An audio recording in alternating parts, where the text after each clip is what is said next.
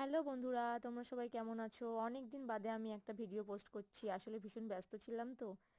দেখে নাও আজকে আমি কিভাবে ব্লাউজের ওভারলক সেলাই করে থাকি, সাইড ফিটিংস দিয়ে থাকি। প্রথমে সজ্জা দিকটা দিয়ে একটা সাইড দিয়ে সেলাই করে নিলাম। তারপর সেটাকে উল্টিয়ে একদম সাইড থেকে আরেকটা সেলাই করে নিচ্ছি। ঠিক আছে?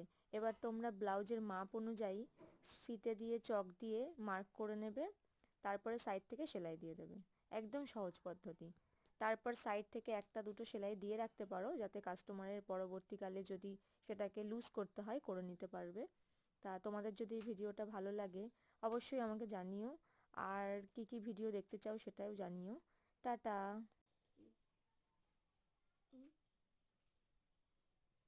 এইট, দেখো তোমরা, এই যে আমি তিনটে সেলাই দিয়ে নিয়েছি।